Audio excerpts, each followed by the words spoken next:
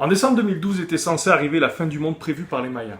Et sans vouloir y croire, on se surprend à se dire « et si c'était vrai ?» Si le feu se mettait à tomber du ciel, la terre à trembler, et si tout ce que nous connaissions s'effondrait? Aurais-je des regrets? Aurais-je vécu une bonne vie? Ces questions sont mises à tourner dans ma tête, et pour une fois, j'avais décidé d'y répondre. Il n'y a pas à chercher longtemps pour se rendre compte que les choses ne vont pas bien dans le monde.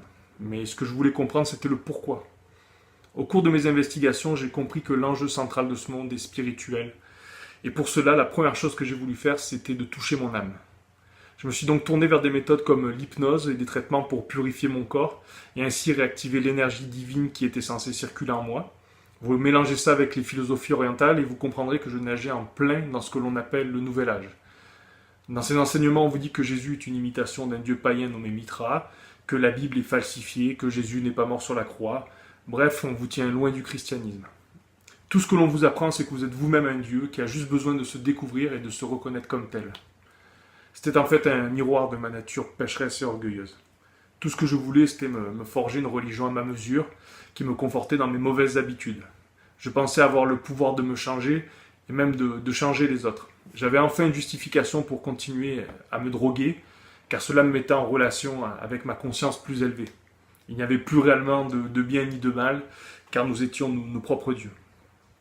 Il y avait cependant quelque chose qui me dérangeait, c'était que toutes ces doctrines étaient contre le Christ. Il était au mieux un prophète ou au pire juste un influenceur. Cet acharnement avait quelque chose de suspect et je décidai donc de pousser mes recherches dans ce sens. Et j'ai donc acheté une Bible. Et là, mes yeux se sont ouverts. Je réalisais que les doctrines que je suivais étaient mot pour mot les paroles du serpent en Genèse. Dieu sait que le jour où vous en mangerez, vos yeux s'ouvriront et vous serez comme des dieux connaissant le bien et le mal. Je comprenais que je ne pouvais pas me sauver moi-même, que mon destin ne m'appartenait pas et surtout que malgré toutes les offenses, Dieu m'aimait d'un amour si puissant qu'il a donné son Fils pour mon pardon. Lorsque j'ai compris ça, c'est comme si je me liquéfiais. Je me suis écrasé sur le plancher de ma salle de bain et pleurant, j'ai demandé à Dieu de me sauver. Car sans lui, je savais que j'étais condamné. Condamné à être prisonnier de mon égoïsme, de mon orgueil et de mes addictions en tout genre.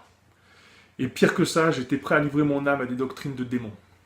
C'était comme si Jésus m'avait retiré des sables mouvements et j'avais l'impression de voir et de respirer pour la première fois. Dans les semaines qui ont suivi, Dieu a coupé toutes les chaînes de mes addictions et avec sa patience divine, il m'a montré qu'il avait toujours été auprès de moi et que j'avais décidé de le rejeter.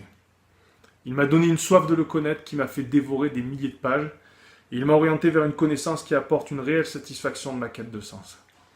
Il a fait taire mon anxiété en me donnant confiance en lui par sa parole et il m'a donné l'espoir alors que je vivais une vie désespérée.